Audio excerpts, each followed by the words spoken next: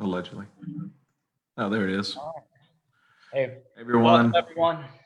Thanks for joining us today on this to discuss this important issue, something that's been gotten a lot of attention, has been on a lot of people's minds in this pandemic, and that's voting by mail and where we are. Sean and I, we're both lawyers, we're litigators, and maybe we're a little nerdy too. We've really gotten into the issues here, and we've been chatting back and forth the last few weeks about the status of the vote by mail litigation and the various court rulings and what's happening. And things have been moving so fast, and they're really confusing. So we were hoping to provide a little bit of guidance for people and just provide that little bit of education. So I want to clarify that every person's situation is a little unique, so we don't want to construe this as legal advice for your individual situation. But with that, I mean, I want to throw it to Sean and let him talk a little bit about this, since we had a big decision out of the Supreme Court of Texas yesterday. Yeah, thanks, Tom. And I'm happy to jump on here and sort of riff with you about sort of the state of play for vote by mail in Texas. It's very confusing and concerning on a whole bunch of different levels, I think. I think probably what makes sense is to sort of, since there is so many moving parts related to this litigation, I thought I would just sort of do a quick summary of the various cases and where they are before we jump to sort of what the Supreme Court did. Is that cool with you? Yeah, I think that makes sense. And I meant to say, I think sort of the high level outline for this, that the way I've viewed it is, we'll talk about the state case, maybe a little bit of background, because we've got, in essence, for everyone, there are essentially two cases, although that's not entirely accurate. But we've got a case at the state level, case at the federal level, and then we'll talk about at the end kind of where does this leave us. So it's kind of those are the three sections that I've envisioned. And as we said, we had a big decision out of the Texas Supreme Court yesterday. So go ahead, Sean. Yeah, so just so everyone is sort of brought up to speed on the state of the litigation in Texas on vote by mail, there are, as I view the world, and my perception is unique to me, but I sort of see there's three buckets of different cases. There's the first bucket, which is the very first lawsuit that was filed by Travis in Travis County down in Austin in front of Judge Sulak by the Texas Democratic Party and some other parties that sought an injunction on the basis that the word disability in the Texas election code should be construed to include a lack of immunity from SARS-CoV-2 or COVID-19, as well as the fear of that infection, thereby qualifying otherwise non-disabled individuals to be able to take advantage of Texas's existing election code's disability provisions for absentee ballots. They were successful in that case, and on April 17th, Judge Sulak entered an order that said the state was enjoined from prohibiting people from not doing that, and construed the disability definition consistent with a fear of infection or a lack of immunity to COVID. The Texas Attorney General appealed that right away.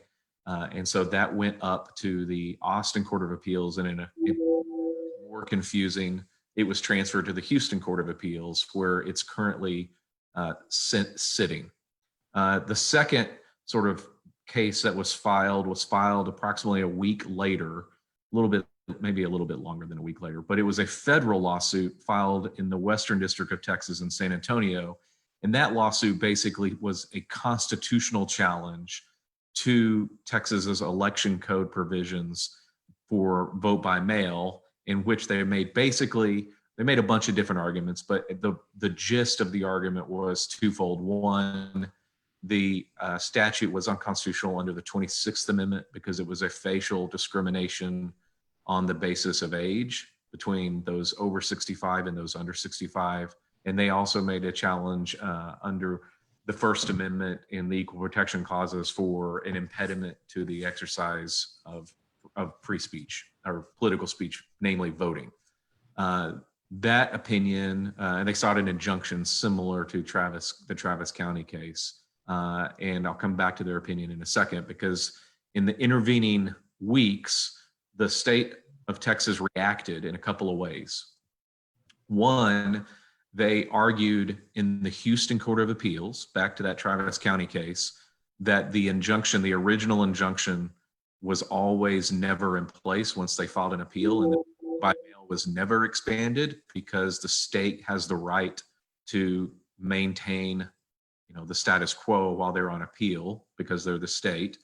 And since they had appealed it, that injunction was stayed.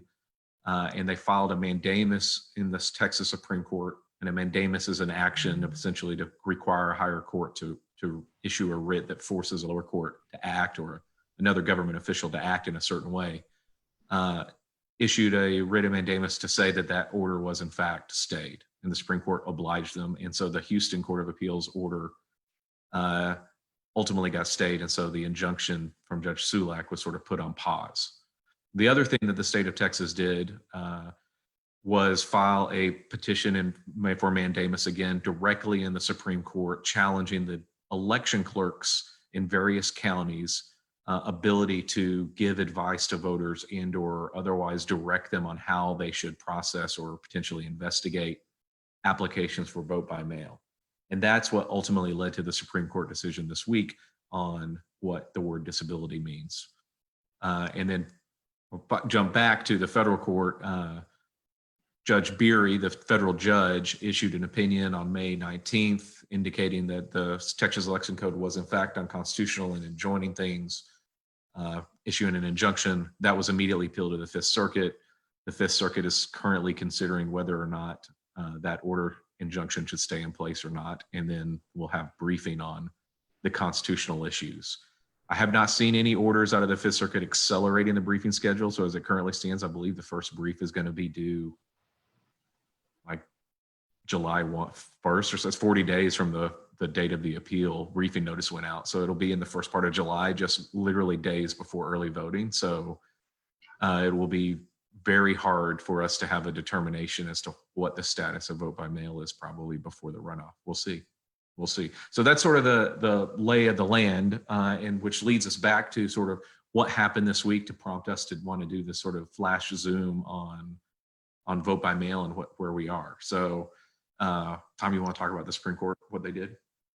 Yeah, and so as Sean said, there are technically three cases there. I conflate, for simplicity for everyone's sake, the state cases, although technically there are at least two. And as a side note, there are different parties to those two lawsuits.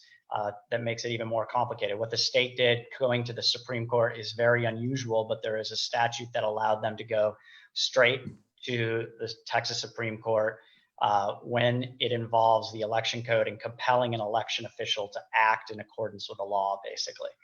And then yesterday, and that case has moved incredibly quickly, but mandamus cases are very unusual, and they're supposed to be in exceptional cases. Yesterday, of course, as you all know, the Texas Supreme Court ruled on then the big takeaway was the definition of disability under the Texas election code.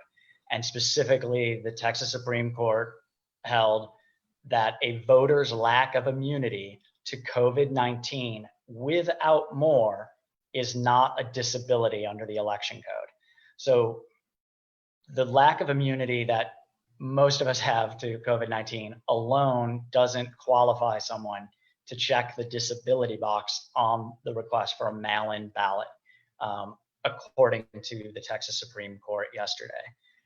And they were construing the definition of disability under the Texas election code, which I'm going to try and read the pertinent parts. I would love to, if we could put it up, but that may not be possible to have the visual, but it states a qualified voter is eligible for early voting by mail if the voter has a physical condition that prevents the voter from appearing at the polling place without a likelihood of injuring the voter's health. The judge in Travis County said lack of immunity is a physical condition, and because of that lack of immunity, there was a likelihood of being injured, i.e. contracting the virus by going to the polling places. The Texas Supreme Court yesterday said, no, that's not the case. Sean and I can get all into some of the nuances. And I mean, I found it interesting because the Texas Supreme Court, most of the justices said that a lack of immunity alone is not a physical condition under that definition. And they didn't even get to the likelihood of contracting the virus. There were two justices who actually disagreed a little bit with the definition of physical condition. All of the opinions do go to the second part, though, and say, that contracting the virus, there isn't a likelihood of contracting the virus by going to vote in person. That was not the dispositive factor for the main court, but they also, there wasn't a likelihood. And I mean, I find it incredibly ironic that they said that, because one of the justices themselves has the virus and tested positive. And yet they said that it's highly improbable, I think, in the main opinion, that people will contract the virus by going to vote in person. But anyways, so that opinion basically resolves the issue of whether or not, people who lack immunity can claim disability on the mail-in ballot. We talk about the unusual nature of the case, but it's kind of funny because the state, or the governor, really the attorney general, but those people who are pushing to, get exactly this result, they technically lost the case, but they got the result they wanted, which was this definition from the Texas Supreme Court. I want to talk a little bit about what the without more means, but Sean, I want to throw it back to you with your thoughts. Well, I have two quick thoughts, I should say. Is one is I think it is pretty remarkable that on this factual record, which was extremely sparse, and given the inability of the Texas Democratic Party to actually actively participate as a active advocate in the arguments, it was pretty remarkable to me that the Supreme Court's majority opinion, the one authored by Justice Hecht, actually cited to, or made the statement without citing to any particular evidentiary record or citation at all, that there's a very remotely low chance of actually contracting the virus.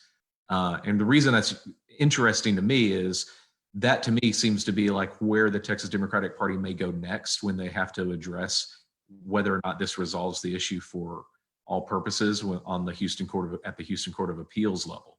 So what will happen, my guess is that the state of Texas will go to the Houston Court of Appeals, where there's still this pending order where the Texas Democratic Party had successfully gotten an injunction from Judge Sulak, and the state will say, dismiss this appeal. It doesn't matter anymore because the Supreme Court has answered the question.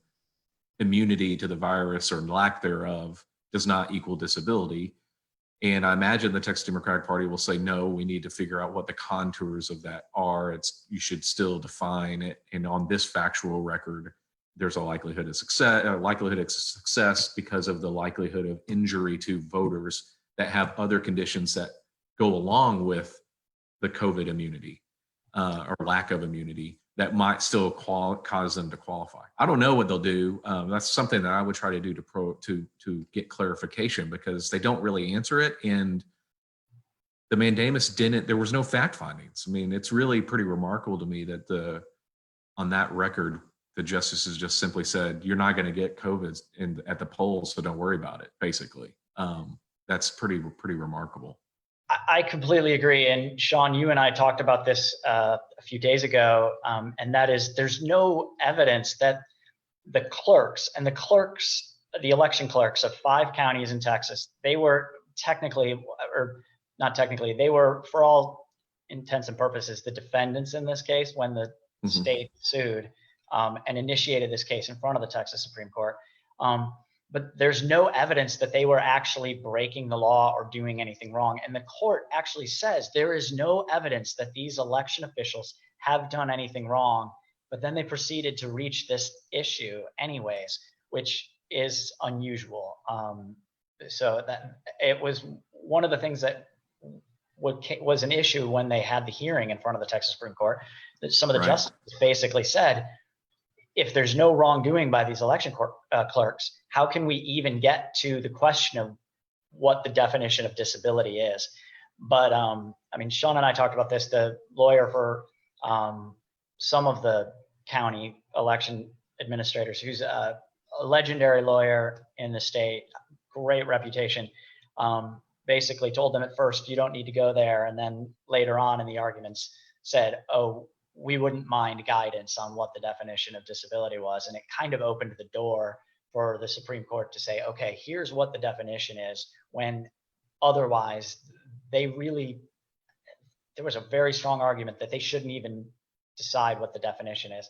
And Sean, what you just said, and I just remind people, is that the Texas Democratic Party, which initiated the case in Travis County, along with some others, they were not the so-called defendants in front of the Texas Supreme Court. They weren't parties. So that the parties were actually different, even though the legal, or most of the parties were different, even though the legal questions were similar, at least with regards to the definition of disability. You know, and I mentioned this before, for me, I think what's really interesting, and we don't know, there are a bunch of unknowns here, but the Supreme Court, you know, the key sentence there is, a voter's lack of immunity to COVID-19 without more is not a disability. And so what's left unanswered is, what is without more? What does that mean? I mean, I have asthma. I've had it since I was a child. So I guess I have a pre-existing condition, and I never would have thought, you know, I don't usually let it slow me down, but is that a qualifying condition that would fulfill that definition of having more that constitutes a disability that would allow me to request a ballot by mail? Yeah. There are a couple of questions I noticed in the chat that I'll try to answer real quick before we move on to the federal case. One of them was all of the judges making the rulings from home based on, and I think the answer to that is yes, but I'm not entirely sure. I don't know exactly what the Supreme Court's conference procedures are right now. I know the oral argument was held by Zoom and everyone was using a virtual background. So I am assuming that they were in some sort of home office environment, but I don't know whether or not they got together in person. I suspect not, but don't know the answer to that. It was pointed out to the court during the arguments that it was extremely ironic that they were having a Zoom virtual oral argument about whether or not there should be voting in person, given the pandemic. So it was not lost on the court. They just, I think, ignored that. And then someone else asked, does having the virus equal disability? I would imagine that everybody, although that wasn't specifically addressed, I do not think that the state contests the argument that actually being infected with COVID-19 qualifies as a sickness, which would allow you to vote by mail. And so there's a separate provision of that portion of the election code, or separate phrase in that definition of disability, that's sickness or physical condition. And they're really, in this argument, they're all arguing about physical condition and whether or not a lack of immunity is a quote unquote physical condition. Sickness, I think, is relatively easy to argue that an infection of COVID-19 qualifies. And then go ahead. Well, no, you can go ahead too. I mean, I know there was this question about what if you've been diagnosed with the virus and would likely infect others. Is that in large part the same question you just answered? Yeah, I think so. I do think what's a little interesting is that dovetails with a prior opinion from the Attorney General in the state, from Ken Paxton, where they concluded that someone who was in their words, guilty of sexual crimes and sexual assaults and was deemed a sexual deviant, that person, because they might harm others by leaving to go vote in person, qualified as disabled. And so the Attorney General has said that impact you might have on others can affect whether or not you're disabled. And so I do think Sean largely answered that yeah, you're sick. So I know the next question there was about the federal case, and I think we should turn to that now. When I enjoyed reading the federal case, honestly. It was the Judge Beery out of San Antonio was entertaining. He used some some great language that was very colorful in a positive way, quoting historical documents. I forget, was it the Constitution at the beginning or was it the Declaration of Independence? One of those opens the opinion. Well, he quoted both. Yeah, he quoted both. Yeah, he starts, okay. I think started with the Declaration of Independence, but he quotes both there at the beginning. Yeah. Well, here, since I took the lead on the state case, I'll let you run on the federal case, Sean. Sure. So, I mean, the federal case is basically a constitutional challenge to the election code, but brought in the context of the coronavirus pandemic. And so the challenges are essentially, there's a whole bunch of different claims, but I sort of see them as essentially a twofold. One is a challenge under the 26th Amendment of the U.S. Constitution, which prevents or which allows everyone to vote, essentially, if you're over the age of 18. And the other is a challenge to either people's exercise of the First Amendment right to vote because of the restrictive nature of the interpretations of the vote by mail statute or equal protection clause for a similar reason, meaning that it's facially discriminatory based on age. And these can be complicated issues. I mean, I always struggled with constitutional law in law school because the issues of the way courts analyze the application of constitutional principles are difficult. There's various standards, but in general, typically when you're dealing with a core sort of fundamental right like the First Amendment or voting rights or political speech, usually the state has bears the burden of establishing or proving that they have a compelling state interest and that they've drafted their statute narrowly to achieve that compelling state interest.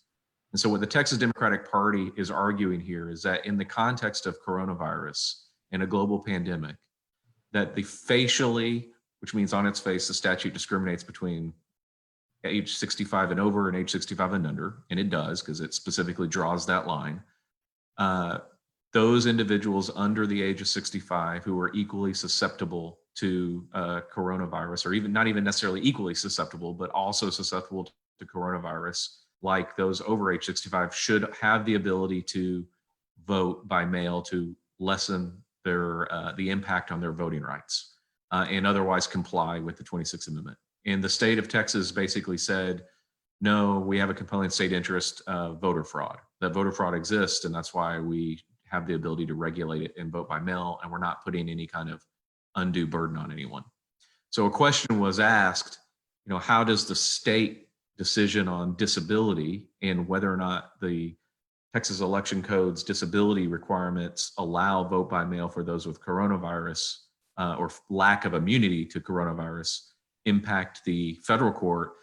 And it probably impacts the thinking about the federal court, but technically I'm not sure it impacts the constitutional claims before the court. So in other words, you don't have to be sick. You don't have to have lack of immunity. You don't have to have anything. The point is, if you're under the age of 65 and you don't have the ability to use vote by mail when there's a pandemic period, means that you're being facially discriminated against in a way that violates the 26th Amendment or your free speech rights under the First Amendment to vote or equal protection under the 14th Amendment.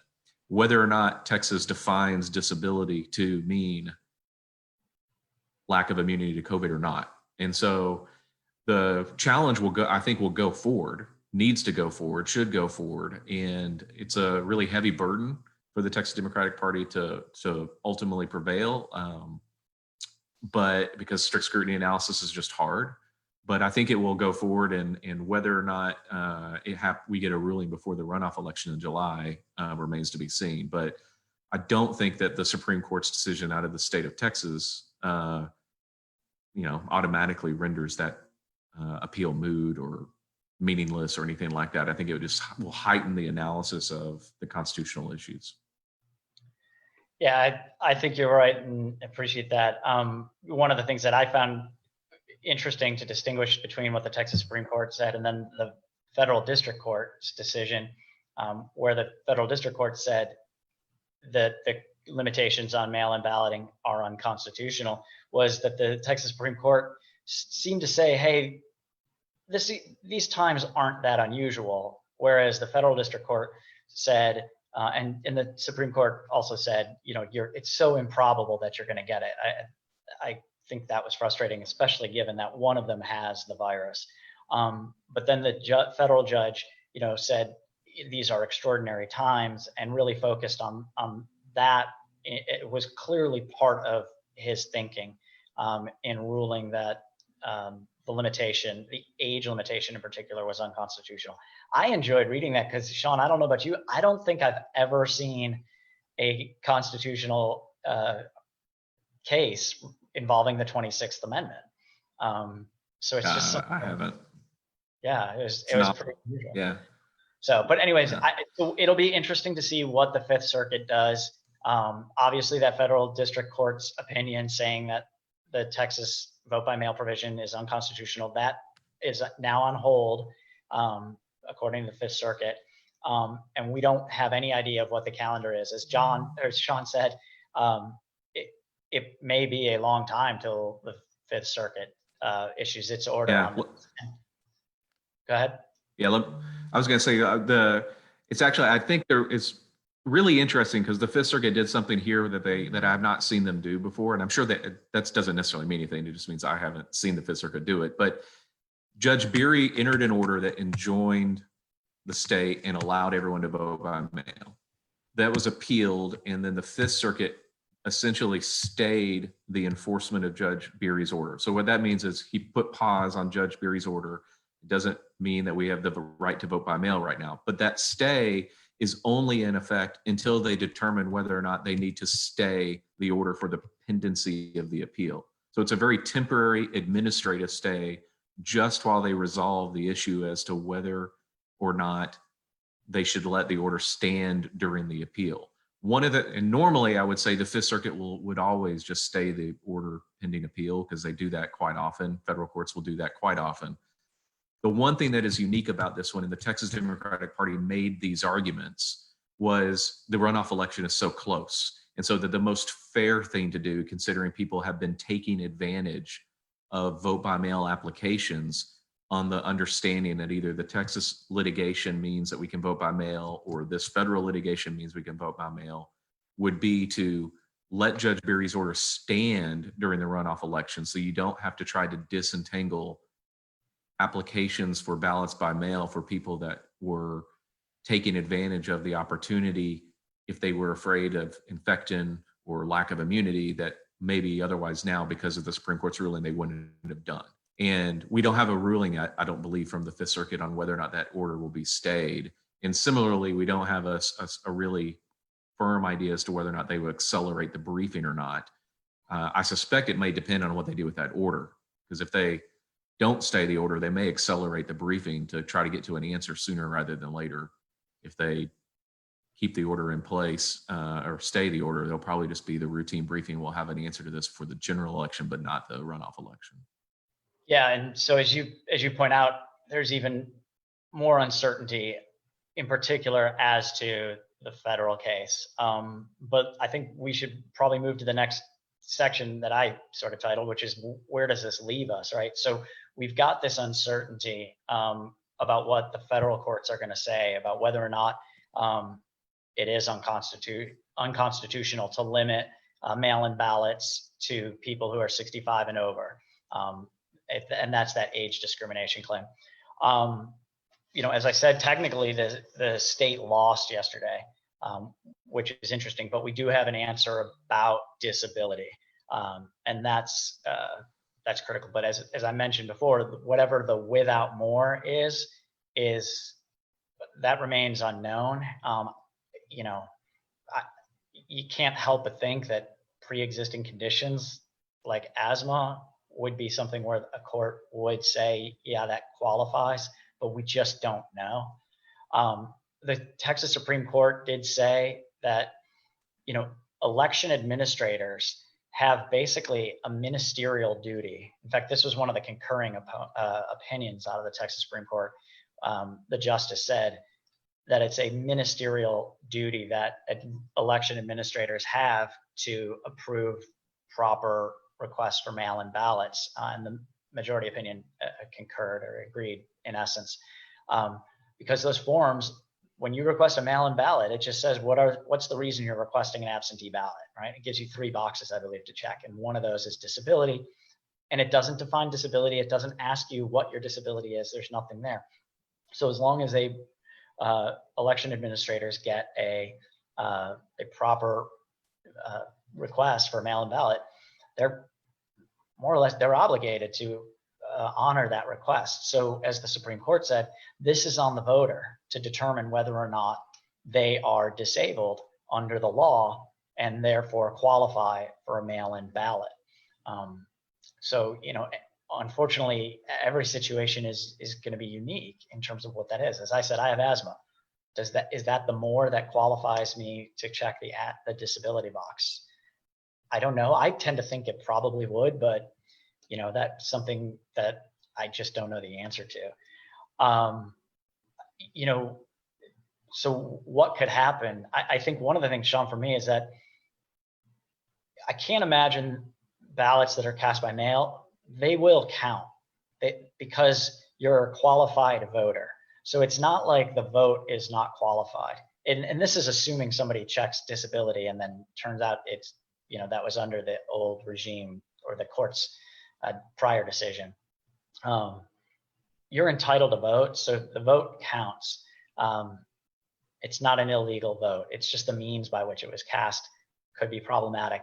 The Attorney General would have to go after individual voters and determine whether or not that the means by which they cast a ballot, which is voting by mail, was proper or improper. So the question is, what is an offense for improperly requesting a mail-in ballot? And I was looking at the statute last night, and it's an offense with regards to the mail-in balloting if you knowingly provide false information on an application for ballot by mail, intentionally provide fraudulent information. So there's always that statute, and that is in the election code. It's section 84.0041A. Voters can look at that themselves and see that for it to be a criminal offense under that statute anyways, you have to knowingly provide false information for it to be a criminal offense. I know we had a couple questions too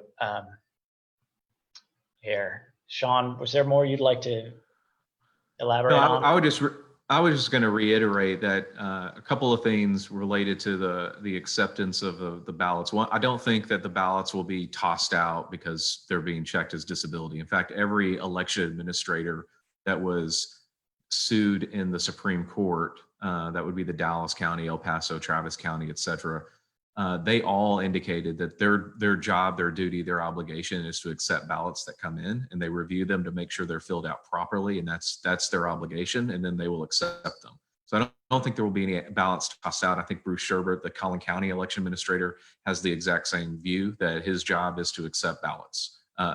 If they filled out the form, he reviews the form and they send them and then they accept them. So I don't believe they'll be tossed out. And I would also reiterate that the Supreme Court has basically put this on the voter very, very directly by saying this is a voter issue. You have to certify and be comfortable with swearing that you're disabled, whether that is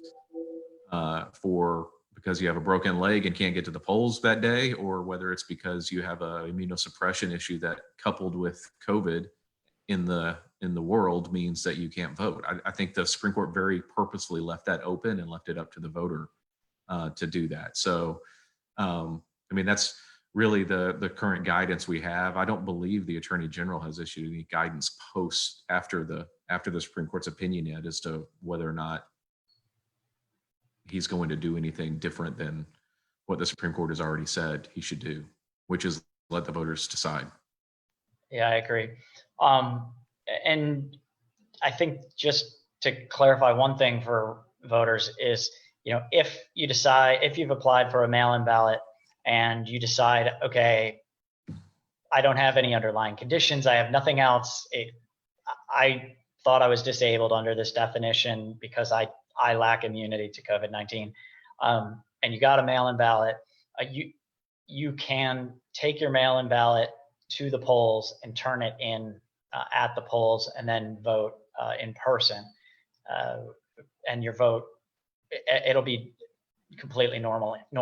Now, if you have requested a mail-in ballot, you receive one, and then you go to vote in person and you don't take that mail-in ballot with you, they'll make you cast a provisional ballot. So that means your vote won't count right away because they'll have to do an investigation to see whether or not, in essence, did you submit a mail-in ballot.